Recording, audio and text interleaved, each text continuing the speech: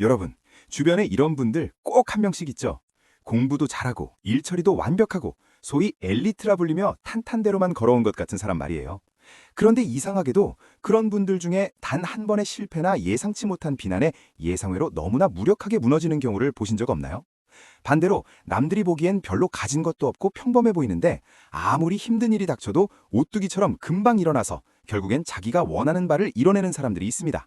마치 마음속에 아주 단단하고 유연한 스프링이라도 품고 있는 것처럼 말이죠. 도대체 무엇이 이 차이를 만드는 걸까요? 운? 지능? 아니면 타고난 멘털의 두께? 심리학자들은 단언합니다. 인생의 마지막 승자를 결정짓는 건 재능이 아니라 바로 회복 탄력성이라고요. 안녕하세요. 알아두면 쓸데있는 심리학 잡사전 알쓸심잡입니다. 오늘 우리가 사전에서 꺼내볼 단어는 바로 이 회복 탄력성입니다. 난 원래 멘탈이 약해. 나는 작은 일에도 쉽게 상처받아. 라고 자책하셨나요? 걱정 마세요. 회복 탄력성은 타고나는 재능이 아니라 근육처럼 단련할 수 있는 기술입니다. 오늘 영상에서는 똑똑한 사람들이 왜 의외로 실패에 취약한지 그 심리적 함정을 파헤치고 여러분의 마음속에 어떤 풍파에도 꺾이지 않는 강력한 스프링을 심어줄 3단계 비책을 공개합니다.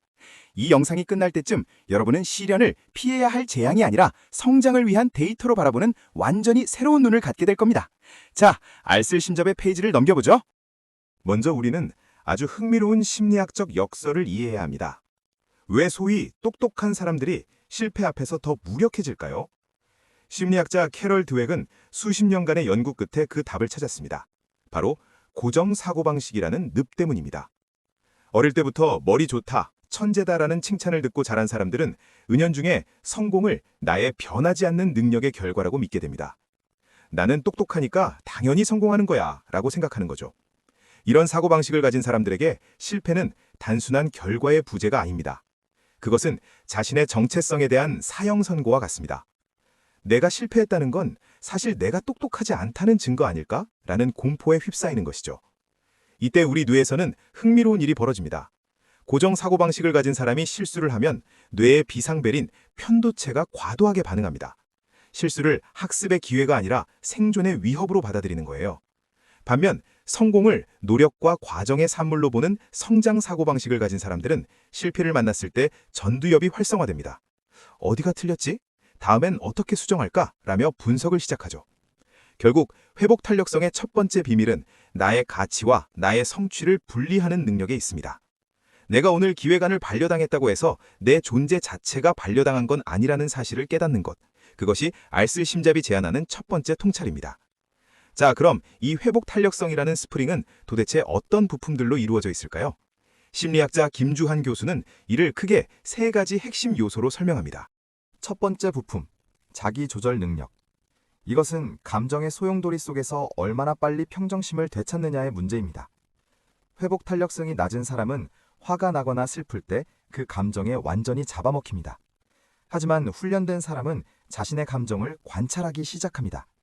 아, 지금 내가 무시당했다는 기분 때문에 화가 치밀어 오르고 있구나 라고 인지하는 것만으로도 감정의 세기는 절반 이하로 줄어듭니다.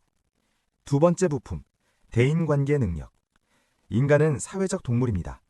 혼자서 모든 시련을 이겨내려는 오만함이 우리를 부러뜨립니다. 힘들 때 진심으로 내 이야기를 들어줄 사람, 네 잘못이 아니야 라고 말해줄 단 한 명의 심리적 안전기지가 있는 사람은 그렇지 않은 사람보다 몇 배는 더 빠르게 회복합니다. 소통 능력은 단순히 말을 잘하는 게 아니라 타인의 공감을 끌어내고 도움을 요청할 줄 아는 능력까지 포함합니다. 세 번째 부품, 긍정성. 여기서 말하는 긍정성은 단순히 웃으면 복이 와요 식의 낙관주의가 아닙니다. 심리학에서 말하는 긍정성은 사건의 원인을 어디에 두느냐는 귀인 양식과 관련이 있습니다.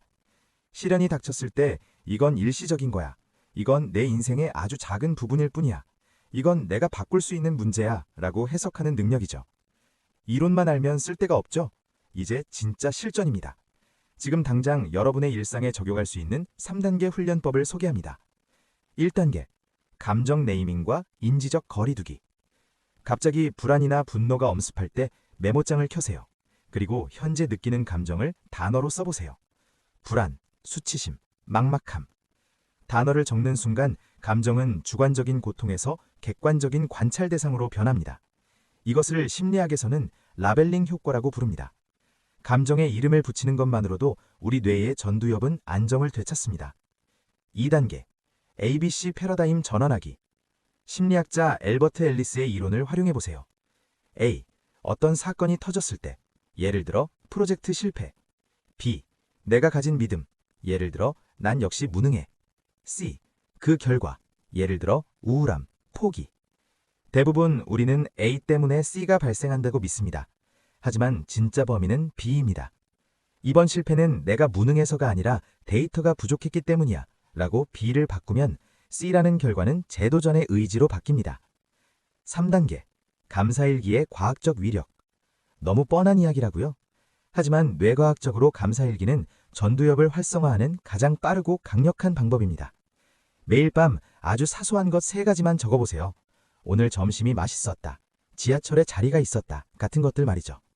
이 사소한 기록이 반복되면 우리 뇌는 긍정적인 정보를 우선적으로 탐색하는 회로를 구축하게 됩니다. 이것이 바로 시련 속에서도 기회를 발견하는 회복 탄력성의 근원입니다. 여러분, 오늘 우리는 회복 탄력성이라는 마음의 보물을 함께 탐험했습니다. 인생이라는 긴 여정에서 우리는 반드시 넘어집니다. 그건 여러분이 잘못해서도 아니고 여러분이 약해서도 아닙니다. 중력이 존재하는 한 넘어지는 것은 자연의 섭리죠. 하지만 중요한 건 바닥을 쳤을 때 그 반동으로 얼마나 높이 튀어오르느냐입니다. 기억하세요. 넘어진 바닥을 짚고 일어날 때 여러분의 마음 근육은 이전보다 훨씬 더 단단해져 있을 겁니다. 똑똑한 머리보다 더 중요한 건 어떤 풍파에도 다시 일어설 수 있다는 스스로에 대한 믿음입니다. 오늘 내용이 여러분의 마음 스프링을 조금 더 짱짱하게 만들어드렸나요? 혹시 지금 힘든 시기를 겪고 계신 분이 있다면 댓글로 자신의 마음을 짧게라도 남겨주세요. 알쓸심잡이 그리고 우리 구독자분들이 서로의 든든한 심리적 안전기지가 되어드릴게요. 오늘 이 영상이 여러분의 마음속에 작은 단단함을 심어주었길 바랍니다. 영상이 도움이 되셨다면 구독과 좋아요로 당신의 마음을 표현해주세요. 지금까지 알아두면 쓸데있는 심리학 잡사전 알쓸심잡이였습니다.